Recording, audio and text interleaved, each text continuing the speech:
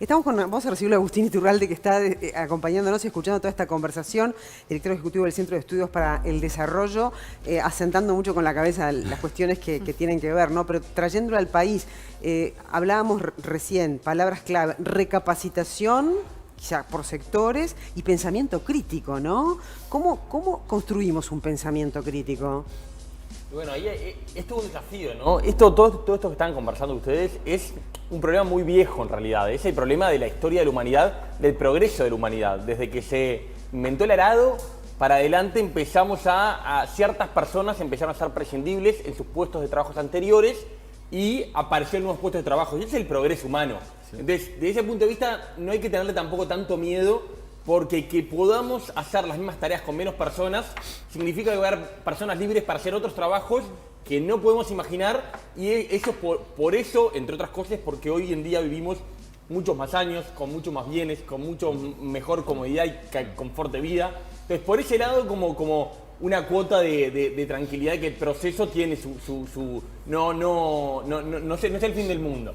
¿Qué es lo nuevo esta vez? Que bueno, que se da en el periodo de vida de una generación, vamos a ver muchos puestos de trabajo destruirse y crearse y capaz que volverse a destruir. Y eso antes llevaba a toda una generación. En general, la misma persona, capaz que una vez en la vida, sin llamar la suerte, le pasaba que su trabajo desaparezca, claro, pero era todo mucho más lento. Bueno, ahora no. Ahora estamos viendo que los que están saliendo de la universidad recién formados, probablemente quizás en 10, 15, 20 años, su trabajo haya cambiado. Entonces aparecen todos estos desafíos. Entonces, por ese lado, claramente hay una nota distinta que genera mucho más incertidumbre en las personas, razonablemente, bueno, ¿qué va a pasar con mi trabajo? Todo bien, con el progreso humano, qué lindo, pero mi trabajo, el que yo hago, no voy a ser prescindible, no me van a apreciar más. Y bueno, en ese sentido, estas notas son la parte de la economía, yo creo que tiene más llegada, más impacto humano, ¿no? Porque las personas tienen muchas consecuencias en la vida de las personas. Estamos hablando de la forma, el trabajo de las personas, que es la principal fuente de ingreso de la enorme mayoría de los hogares del Uruguay y del mundo. ¿Y cuáles son los sectores acá en el Uruguay, ¿no?, más amenazados, si cabe el término, ¿no?, en realidad, o más desafiantes para este cambio? Y bueno, yo creo que en Uruguay, en ese sentido, en cierta medida tenemos un riesgo un poquito más bajo, porque ya tuvimos un proceso de modernización y de destrucción de ciertos tipos de empleo que a veces son los que están más amenazados por este tipo de procesos. Estoy pensando en la industria. La industria en Uruguay, Uruguay es un proceso desde la recuperación democrática de modernización económica, yo creo con un saldo muy favorable, pero tuvo algunos sectores que claramente fueron perdedores. La industria tuvo una retracción, el empleo industrial tuvo una retracción muy importante en los últimos 30 años y en los últimos 5 también, y bueno, y por ese lado hay como un costo que Uruguay en algunos de estos sectores ya pagó. No por eso estamos exentos de este fenómeno que obviamente trasciende a esos empleos. Antes era como más focalizado, decíamos, bueno, la máquina va a venir a hacer el trabajo de los operarios manuales. Bueno, no, ahora la máquina va a hacer el trabajo a veces de los profesionales, de la gente que trabaja escribiendo cosas. La inteligencia artificial va mucho más lejos.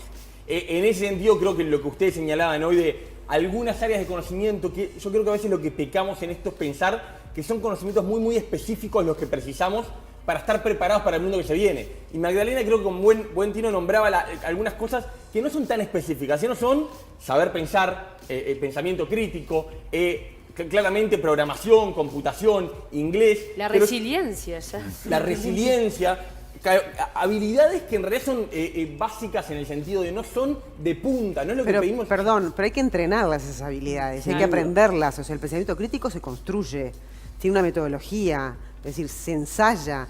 Desde ese punto de vista, ¿estamos preparados? ¿Tenemos pensamiento crítico? Bueno, creo que no. Creo que claramente tenemos un desafío enorme. Estamos acostumbrados a que todo lo haga la máquina, es al revés. Ahora hay que complementar a la máquina, ¿no? Lo que decía Magdalena.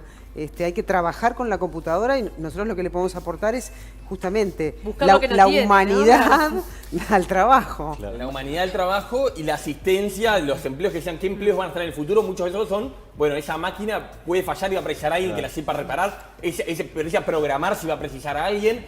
En ese sentido, lo que yo quería decir era, no pensemos tanto en carreras tecnológicas de punta universitarias, que sí, también las vamos a apreciar, esa gente que va a liderar, pero el grueso de los trabajadores van a precisar una mucho mejor formación secundaria completa. Claro. ¿Cuál es el desafío? ¿Estamos preparados, me decías? Y bueno, claramente en un país donde el 60% de los jóvenes no terminan secundaria, claramente esto es un desafío enorme y mucho más que en otros países que tienen mejores estándares. Maggie recién hablaba de un top 5, ¿no? Uruguay está en esa línea, por ejemplo, y la juventud está orientada hacia ese top 5 al cual hacía referencia Magdalena? Creo que en Uruguay tenemos cada vez más, la desigualdad del ingreso en Uruguay es muy pequeña al lado de la desigualdad educativa.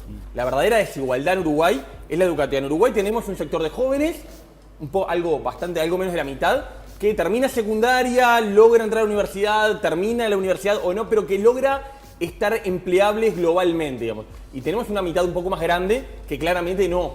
Entonces, en ese sentido, tenemos dos Uruguay muy distintos, y yo creo que hay, en las mejores empresas del mundo hay uruguayos y no tenemos que tener miedo a competir, porque realmente tenemos gente de primer nivel que compite y lo hace muy bien en cualquier ámbito del mundo. Ahora, esa dualidad, esa sociedad cada vez más fragmentada, y en particular en el terreno educativo, la desigualdad educativa en Uruguay es muy, muy grande en las comparaciones que hemos podido ver. Y bueno, es lo que digo, en general miramos más la desigualdad del ingreso, que es importante, pero sin duda en Uruguay tenemos que preocuparnos mucho más por la desigualdad educativa, que fija un desafío. Accesibilidad, claro. Agustín, sin duda hay un término que hemos adoptado en esta emergencia sanitaria, que es el del teletrabajo, ¿no? Aquí hemos hablado sobre este proyecto de ley que busca regularlo.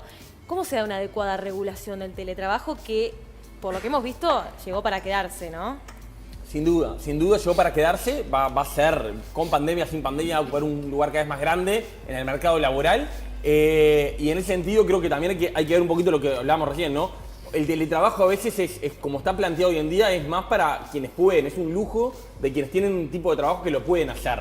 La regulación creo que idealmente tiene que conjugar dos cosas, que siempre es el gran desafío en la regulación de los mercados laborales, que es la flexibilidad de permitir mercados laborales dinámicos, que el empleo cambie, que cambien las funciones y generar el dinamismo que necesita este mundo que ustedes están describiendo, con la seguridad para el trabajador, ¿no? Ese desafío está en el concepto de la flexiseguridad, que a veces algunos países europeos han logrado aplicar, redes de contención cuando el trabajador pierde su empleo o pasa algo, pero mientras no, mucha libertad para la empresa de contratar, tener distintas modalidades, y Uruguay en ese sentido tiene un desafío. Uruguay en todos los indicadores económicos, institucionalidad, el mercado laboral es una de las cosas que aparece mal puntuada sistemáticamente. Tenemos un desafío bien importante de cara a esto. El empleo va a ser cada vez más impredecible. Yo no le voy a poder decir, tu función es hacer esto. No, la función va a ser mucho más amplia, mucho más difícil de predecir. En ese sentido, nos falta claramente flexibilidad. Ahora, y lo indican todos los indicadores. Pero el cambio de mentalidad de los dirigentes de empresas.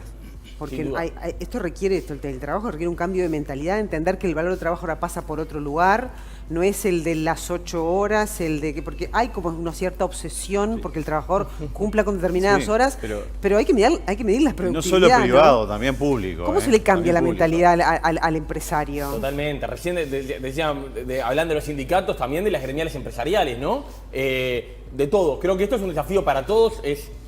Esto está en nuestras manos, ¿no? No hay ninguna condena, digamos, hay una tendencia global, hay un lugar hacia donde va el mundo, pero dentro de eso hay cosas para hacer y hay políticas de Estado, como decía Magdalena, para poner en marcha, y hay países que lo están esperando mejor y otros peor. Uruguay tiene cosas de los mejores y cosas de los peores para este desafío que se viene. Sin duda va a implicar un cambio muy grande de cabeza, y en particular creo que las relaciones laborales uruguayas deben ser mucho más de cooperación, y en ese sentido tanto para empresarios como para trabajadores un desafío muy grande de ver las cosas de otra manera. Agustín, vuelvo a la raíz, ¿no? Más allá de pasar al teletrabajo, y te llevo a un campo que vos conoces bien, que es la universidad. Vos fuiste militante universitario, sos economista. ¿Qué tan necesario es que el mundo del trabajo se involucre con la academia para llevar adelante programas más actualizados, donde el estudiante uruguayo no tenga que acudir al exterior para estar en la tendencia, para estar en la vanguardia, y ni siquiera llegando a la universidad, incluso hasta en el liceo? ¿Cómo hacemos para readaptar nuestros programas que a veces parecen un poco antiguos?